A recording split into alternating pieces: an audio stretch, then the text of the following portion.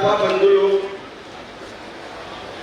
बस्तर से लेके अंबिकापुर तक, राजनांदगांव से लेके रायगढ़ तक के 33 जिला 5 संभाग 125 इकाई से आए हुए मेरे सभी पदाधिकारी और सदस्यों के साथ उनकी तरफ से और छत्तीसगढ़ सराफा एसोसिएशन की तरफ से मैं माननीय मंच को नमन करता हूं। आज के हमारे मुख्य अतिथि हमारे जिले के हमारे बड़े भैया अरुण साहू जी, गृह मंत्री विजय शर्मा जी मंच की शोभा बढ़ा रहे हैं। साथ में टोकन साहू जी शाम को आएंगे रायपुर से आशीर्वाद देने जब सेकंड सेशन हमारे चालू होगा।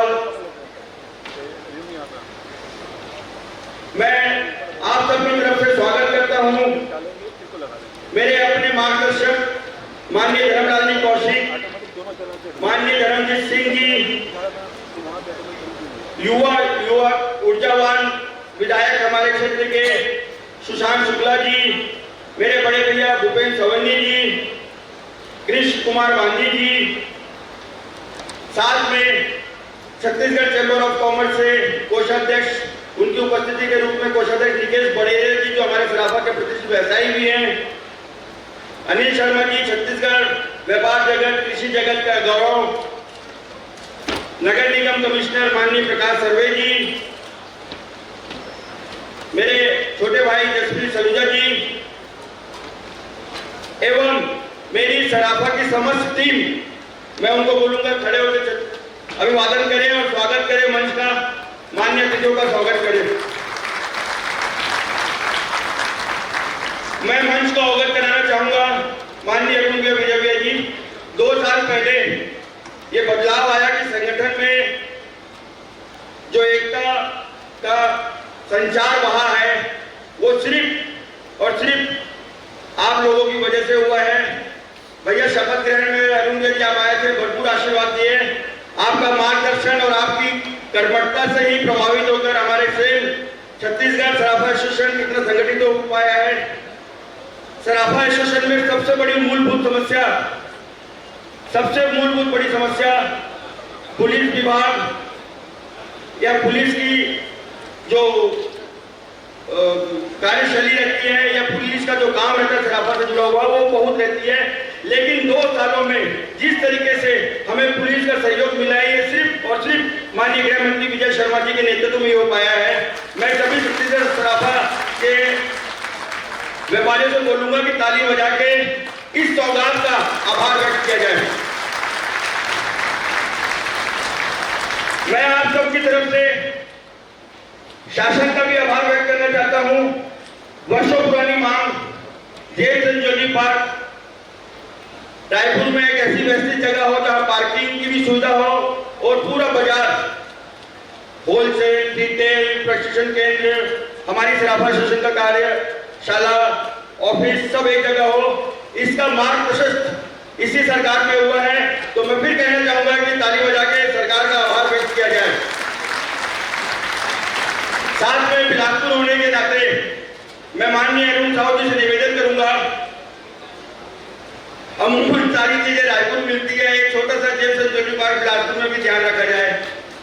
बिलासपुर में इसकी आवश्यकता है। सदर बाजार में गाड़ियां एक आती नहीं है, जिसकी दुकानें सदर बाजार में और चलना बंद हो गई है। अगर आप ऐसी व्यवस्था करते हैं तो बिलासपुर में भी ज्वेलर्स एक मार्केट बनेगा, व्यापारियों का हित साधा जाएगा। सबसे पहले मैं छत्तीसगढ़ सराफा एसोसिएशन के बारे में कहूंगा कि सन 2024 में 7 जनवरी को पहली आम सभा में जब उपस्थित हुआ, वहां माननीय हमारे मुख्य अतिथि अरुण साहू जी भी उपस्थित थे। वहीं से शुरुआत हुई छत्तीसगढ़ की नई क्रांति की। उस समय हमारे पास कुल 60 इकाई एसोसिएशन थी। चुनाव आते तक 91 एसोसिएशन इकाई प्रत्येक संभाग और जिला स्तर पर तैयार हुई। आज हम 251 तहसील आधारित छत्तीसगढ़ में इकाई गठन का संकल्प लिए हैं, जिसमें आज हम 150 इकाई का गठन कर चुके हैं। आज हमारी इकाई सदस्यता लगभग 150 है और पूरे छत्तीसगढ़ में 251 तहसील होने के नाते तहसील स्तर तक का इसका विकास किया जाएगा, विस्तार किया जाएगा। आज एक बधाई और देना चाहता हूं कि मंच में केंद्र सरकार द्वारा संचालित हॉल मार्किंग HUID संबंधित संस्था जो है BIS, प्रमुख अधिकारी माननीय आशीष जी बैठे हैं, मैं उनका स्वागत करूंगा। आज बिलासपुर में एक हॉलमार्क सेंटर का भी उद्घाटन हुआ है। केंद्र सरकार की योजना है कि आभूषणों में जो शुद्धता प्रमाणित हॉलमार्क और HUID से आ सकती है, अनिवार्यता मैंडेटरी कर दी गई है। कहीं कोई जागरूकता, हम उपभोक्ता जागरूकता अभियान में कहें कि आभूषण हॉलमार्क का लीजिए, वही ब्रांडेड है, किसी भी दुकान से लीजिए, बड़ी और छोटी दुकान का कोई अंतर नहीं है। हॉलमार्किंग मतलब शुद्धता की गारंटी। आदरणीय मंच, मैं फिर सराफा का एक दृश्य दिखाना चाहता हूं। मैं अरुण भैया, विजय भैया और माननीय मंच ध्यान रखेंगे।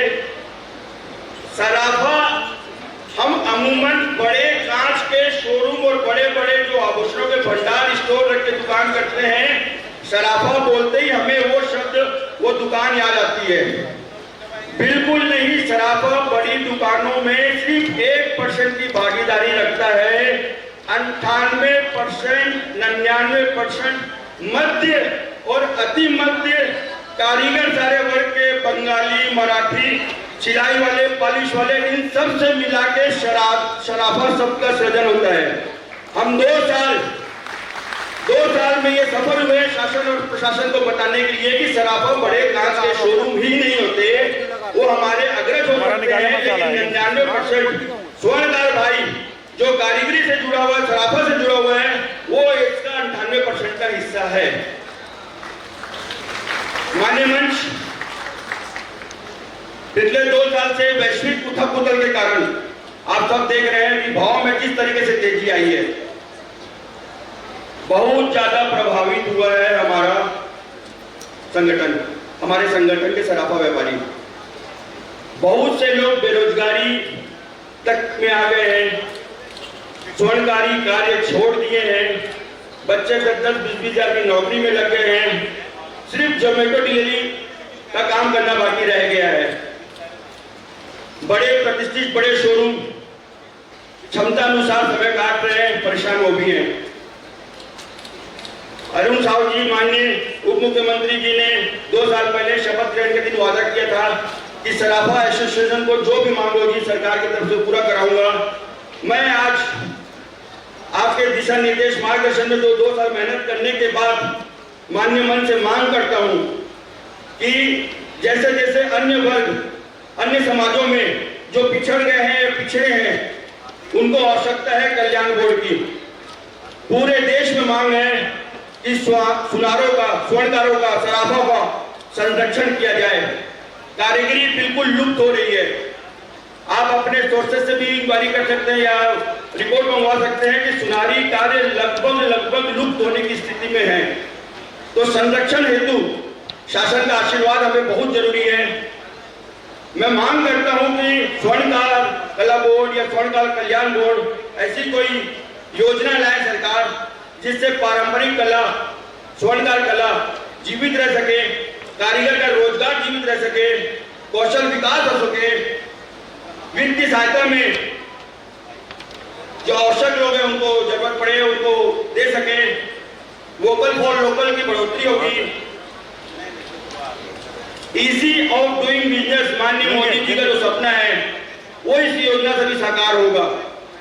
हमारे पड़ोसी राज्य राजस्थान, मध्य प्रदेश में बोर्ड का गठन हो चुका है। वहां सुनार जाति सराफा से जुड़े सारे कारीगर लाभवान हैं। मैं सरकार से मांग करूंगा कि हमें सौगात दें। हम सुनार हैं, सराफा हैं, समय आने पर ये कर्जा बिल्कुल सूद समेत चुकाएंगे आपको।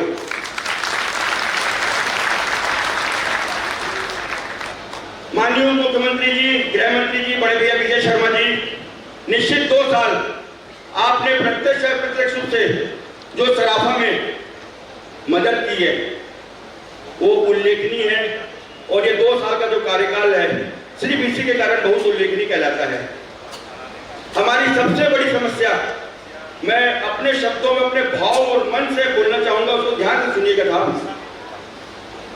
चोरी एक नियमित प्रक्रिया है, चोरी होती है। अभी जिस तरीके से भाव में बढ़ोतरी हुई है, चोरी और डकैती की संभावना और बढ़ गई है। जान माल का तो नुकसान है ही है, जान का भी खतरा आ गया है भाव और कीमत को देखते हुए। अब मैं विषय पे आता हूं कि चोरी नियमित होती है और चोरी का सामान बाजार में बिकता भी है।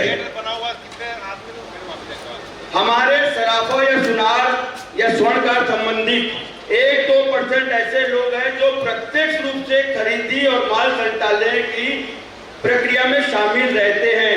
हम उनका कहीं से भी पक्ष नहीं लेते।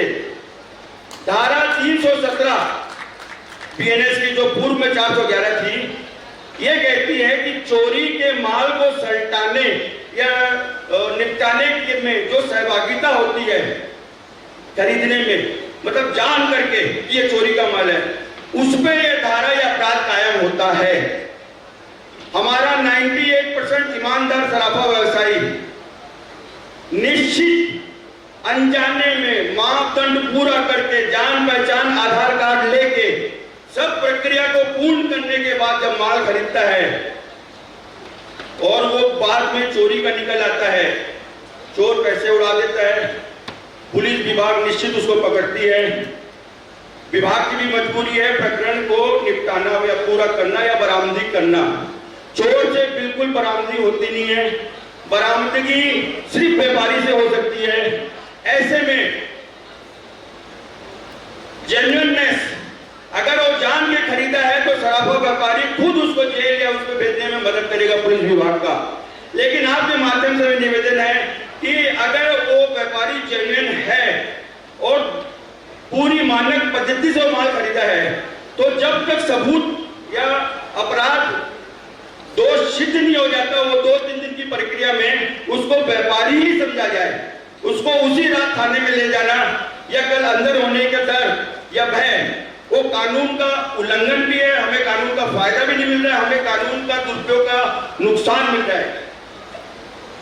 बिहार राज्य, महाराष्ट्र राज्य में ऐसी गाइडलाइन तैयार हुई है एसओपी कि जिसमें ईमानदार सराफा व्यापारी को समय मिले, जब तक पूरी जांच में यह क्लियर नहीं हो कि अपराधी है और जान करके माल खरीदा है, तब तक उसको थाने का भय, अंदर होने का भय, उसकी प्रतिष्ठा धूमिल होने का भय। महोदय, मैं देखा हूं कि कुछ मध्यम व्यापारी ये जब्ती और ये जो झूठे केसों में फंस जाते हैं अकारण जमीन और घर बेच के जब्ती और पिन छुटाने का काम किए हैं। मैं उन गरीबों को भी देखा हूं अपनी आंख से। तो मेरा निवेदन है कि पारदर्शिता का पालन करते हुए एक ऐसा एसओपी जारी हो कि जिसमें जेन्युइन व्यापारी बचे और जो जान के कर रहे हैं उनके लिए सराफा एसोसिएशन कोई समर्थन की मांग नहीं करता है, बल्कि सराफा एसोसिएशन पुलिस की जानकारी में उसको देगा और सराफा एसोसिएशन से उसको निष्कासित करेगा। एसओपी जारी हो जाए और एक मानक पद्धति का फॉर्म खरीदार से हम प्रमाणित करते हैं आप सरकार द्वारा कि उस फॉर्म के द्वारा उस जानकारी भर के हम अगर खरीदते हैं तो हम कहीं दोषी नहीं हैं। मेरी ये मांग है।